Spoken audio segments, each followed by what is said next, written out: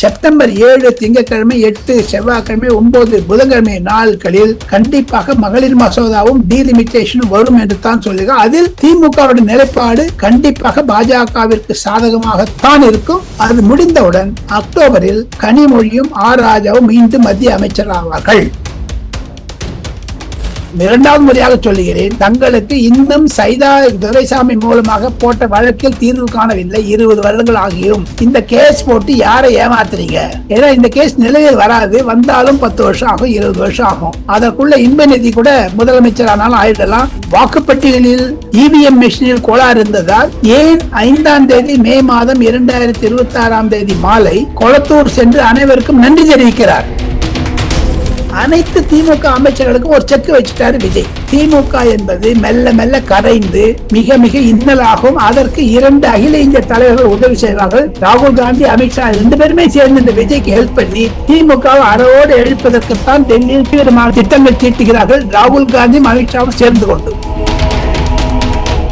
ஆக மொத்தம் உதயநிதிக்கு எதிராக விஜயை தூண்டிவிடுபவர்கள் திமுகவில் இருக்கக்கூடிய மூத்த தலைவர்கள். யார் யார் முதல் பெஞ்சில் உட்கார்ந்து இருக்காங்களோ அசம்பிளியில அவங்கள்தான் தான்.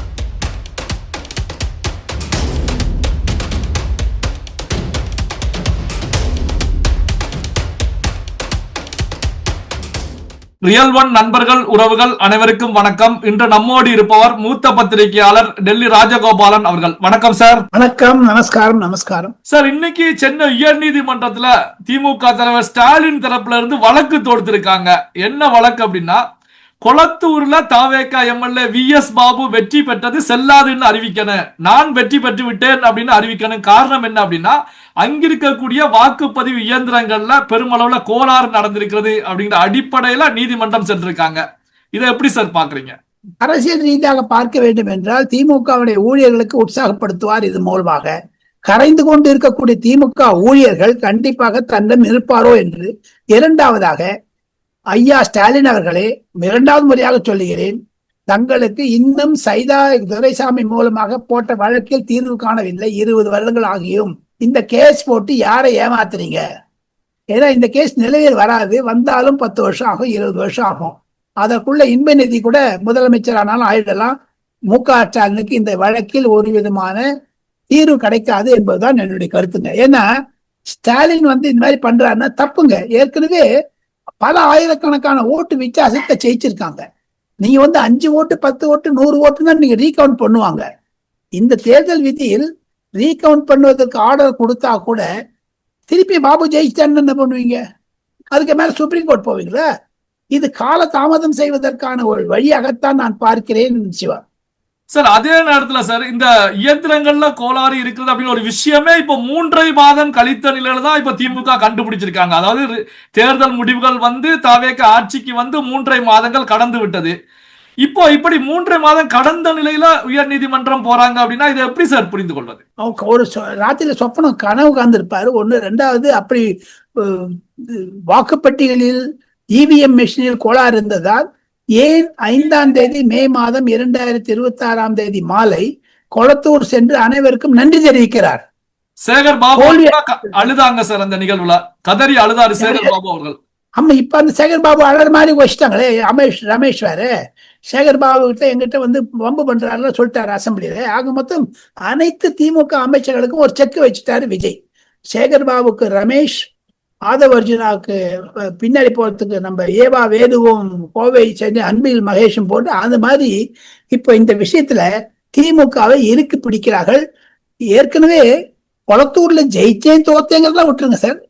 இத்தனை ஆயிரத்துல ஜெயிச்சிருக்காரு பாபு, சும்மா இல்லையே. அது வீழ்ச்சி என்பது பல அமைச்சர்கள் தோல்வி விட்டார்களே, அதுக்கு என்ன சொல்றீங்க? உங்களுக்கு 57 சீட் கூட வரலீங்களா சார்? அதுக்கெல்லாம் போய் கேஸ் போடுவீங்களா நீங்க?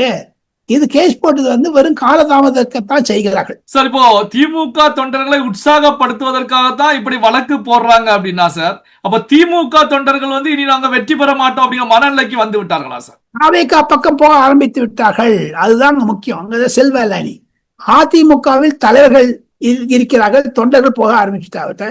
திமுகவின் தலைவர்கள் இருக்கிறார்கள், அதனால்தான் மறுசீரமைப்பு செய்ய முடியல ஒரு அறிக்கை விட ஆரம்பிச்சுட்டு இருக்காங்க. என்னை பொறுத்த மட்டில் திமுக என்பது மெல்ல மெல்ல கரைந்து மிக மிக இன்னலாகும். அதற்கு 2 அகில இந்திய தலைவர்கள் உதவி செய்வார்கள்.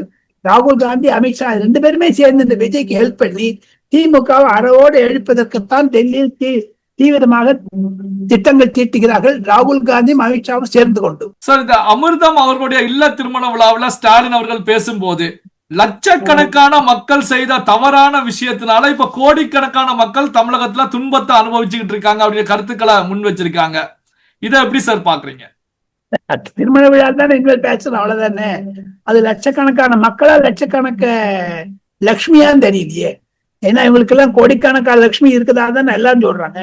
ஆக மொத்தம் மிஸ்டர் M.K. ஸ்டாலின் அரசியல் ரீதியாக அவர்களுக்கு ஒரு ஆபத்தை விஜய் அவர்கள் ஏற்படுத்துவதனால் இனி வரக்கூடிய நாட்களில் விஜய் அவர்களுக்கு எதிர்த்து இது மாதிரிதான் அவங்க பேசியாகணும். தமிழகத்தில் மீண்டும் ஆட்சிக்கு வராது என்று அடித்து போட்டு சொன்ன புஷி ஆனந்த் எந்த ரீதி சொன்னார்? எதற்காக மகேஷும் எதற்காக புஷி ஆனந்தும் ராஜ்மோகன் போன்றவர்கள் எல்லாம் பேச ஆரம்பிக்கிறாங்க ஆதவ அர்ஜுனாவோட சேர்ந்து திமுகவை அட்டாக் பண்ண ஆரம்பிச்சிட்டாரு விஜய் என்பதுதான் இந்த சட்டமன்றத்தினுடைய பட்ஜெட்டோட கூட அவர் முக்கியம் இல்லைங்க. திமுகவை குறிவைப்பதுதான் விஜய்க்கு முக்கியம் என்பது, ஏன்னா அவர் அரசியல் எதிரி ஓப்பனா சொல்லிட்டாரு. அதனுடைய இம்ப்ளிகேஷன்ஸ் தான் இதுன்னு நான் பாக்குறேன். சார், இப்போ இன்னைக்கு சட்டமன்றத்துல அனௌன்ஸ்மெண்ட்ல வருடத்திற்கு 3 சிலிண்டர்கள் இலவசமாக கொடுக்கப்படும். அதே நேரத்துல எக்ஸ்பிரஸ் போன்ற பஸ்களிலேயும் பெண்களுக்கு அயல் பக்கத்துல இருக்கக்கூடிய மாவட்டங்களுக்கு செல்லக்கூடிய அடிப்படையில இலவசமாக கொடுக்கப்படும் அப்படிங்கிற அறிவுறுத்தல் எல்லாம் முன் வச்சிருக்காங்க. தமிழகம் நிதி நெருக்கடியில இருக்கக்கூடிய சூழ்நிலையிலையும் தேர்தல் காலத்துல கொடுத்த வாக்குறுதிகளை பொறுத்த வரைக்கும் நிறைவேற்றக்கூடிய வேலையில முதலமைச்சர் விஜய் அவர்கள் இருந்துட்டு இருக்காங்க. இதை எப்படி சார் பாக்குறீங்க? ஒரு இக்கட்டான நிலைமை, வருவாய் கிடையாது, செலவுதான் அதிகம். இலவச போக்குவரத்து என்பது ஒரு தடுக்கப்பட வேண்டியது. அதைத்தான் ப. சிதம்பரம் மீண்டும் மீண்டும் விஜய்க்கு சொல்லுகிறார். அதைத்தான் மன்டோக் சிங் அலுவா போட்ட கமிட்டிக்கும் சொல்லுகிறது. அந்த கமிட்டியில் இருக்கவங்க ஓப்பனா சொல்லிட்டாங்க, இனிமேல் ஃப்ரீ பீஸ் கிடையாதுன்னு, இனாமாக கொடுக்காதீர்கள் என்று. நோ ஃப்ரீ லஞ்ச் என்று ஆங்கிலத்தில் சொல்லுவார்கள். இனாமாக உங்களுக்கு சாப்பாடு கிடையாது என்று, உழையுங்கள் சாப்பிடுங்கள் என்பதுதான் அர்த்தம். அது விஜய்க்கு புரியும். ஆனாலும் விஜய்க்கு ஒரு தர்ம சங்கடமான நிலைமை, பொருளாதார நெருக்கடி மூலமாகத்தான் இது வரும். தமிழக அரசாங்கத்திற்கு பொருளாதார நெருக்கடியை மத்திய அரசாங்கத்தின் உண்டு பண்ணக்கூடாது என்பதற்காகத்தான் மத்திய அரசாங்கத்துடன் விஜய் கைகோத்திருக்கிறார். ஆனால் அரசியல் ரீதியாக விஜய் அவர்களுக்கு துன்பம் வருமேயானால் ஒன்று காங்கிரஸ், அடுத்தது வன்னிய அரசு மூலமாகத்தான் வரும் என்று டெல்லியில் சொல்லுகிறார்கள் பல அரசியல் வர்ணனையாளர்கள். சார், திமுகவில் தனக்கு பொதுச் செயலாளர் பதவி வேண்டும் அப்படின்னு சொல்லி கனிமொழி MP அவர்கள் போர்க்கொடி தூக்கி இருக்காங்க. அறிவாலயத்துல இதான் பெரிய பூகம்பமா இப்ப வெடிச்சுக்கிட்டு இருக்கு, போஞ்சுக்கிட்டு இருக்குன்னு சொல்லப்படுதே சார், உண்மையா சார்? உண்மை உண்மை உண்மை. தமிழகத்தில் இருக்கக்கூடிய நிலைமை எல்லாம் பாத்தீங்கன்னா, உதயநிதியை முதலமைச்சராக்க வேண்டும் என்று 2025 ஏப்ரலில் சொன்னதே ஒரு வருடத்துக்கு முன்னதாக சொன்னதுனால தானே திமுகவோட தோழமை கட்சிகள்லாம் வெளில போக ஆரம்பிச்சாங்க.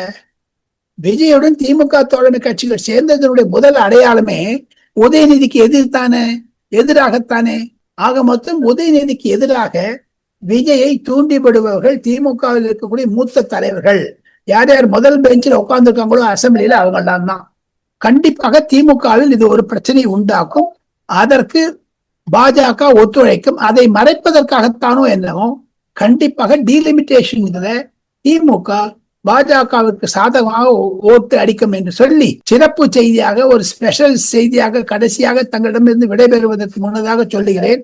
செப்டம்பர் முதல் வாரத்தில் ஸ்பெஷல் பார்லிமெண்ட் செஷன் இருக்கும் என்று டெல்லியில் ஏசியங்கள் உண்டாகிறது. ஸ்பெஷல் செஷன், ஏன்னா இப்ப இருக்கக்கூடிய ஸ்பெஷல் செஷனை, இப்ப நடந்து முடிந்த செஷன் புரோகன் என்று ஆங்கிலத்தில் பெயர், அதை முடித்து வைத்தாலே தவிர ஜனாதிபதியிடமிருந்து கடிதம் போகவில்லை இது வரைக்கும். அது ஒரு டெக்னிக்கல் பாயிண்ட்னால மீண்டும் சபாநாயகர் இந்த அசம்பிளியை கூட்ட முடியும் என்று சொல்லுகிறார்கள். புரோகேஷன் என்று ஆங்கிலத்தில் பெயர் அதற்கு. ஆக மொத்தம் செப்டம்பர் 7 திங்கட்கிழமை, 8 செவ்வாய்க்கிழமை, 9 புதன்கிழமை நாட்களில் கண்டிப்பாக மகளிர் மசோதாவும் டீலிமிட்டேஷனும் வரும் என்று தான் சொல்லுகிறார். அதில் திமுகவுடைய நிலைப்பாடு கண்டிப்பாக பாஜகவிற்கு சாதகமாகத்தான் இருக்கும். அது முடிந்தவுடன் அக்டோபரில் கனிமொழியும் ராஜாவும் மீண்டும் மத்திய அமைச்சர் ஆவார்கள். சார், அப்போ பாஜக கூட்டணிக்குள்ள திமுக உள்ள வருகிறது, உறுதி செய்யப்பட்டு விட்டது அப்படி எடுத்துக்கலாமா சார்? உறுதி செய்யப்பட்டு எடுத்துக்கலாம். எஸ், எடுத்துக்கலாம். கண்டிப்பாக 2029 கண்டிப்பாக திமுக பாஜக கூட்டணி தான் நாடாளுமன்றத்தை சந்திக்கும். காரணம், அவங்க அந்த மாதிரி பவர்ஃபுல் காம்பினேஷன் இருந்தாதான் காங்கிரஸை பிரிக்க முடியும். தமிழ் வெற்றி கழகத்தை அசைக்க முடியும் என்று நினைக்கிறாங்க. அதுல கொஞ்சம் ஏடிஎம்கே எம்பிஸ் எம்எல்ஏஸ் இந்த பக்கம் வந்துருவாங்க. 10 எம்எல்ஏ செய்தி அடிபட்டு இருக்கு சார். நான் சொல்றது ஏற்கனவே உங்ககிட்ட சொன்னேன் நானு. ஏன்னா காங்கிரஸை கழிச்சு விடணும் தானே பாக்குறாரு விஜய் அவர்கள். பல்வேறு முக்கியமான தகவல்கள் செய்திகளை நம்முடைய உறவுகளுடன் பகிர்ந்து கொண்டதற்கு நன்றி சார். தேங்க்யூ, நன்றி.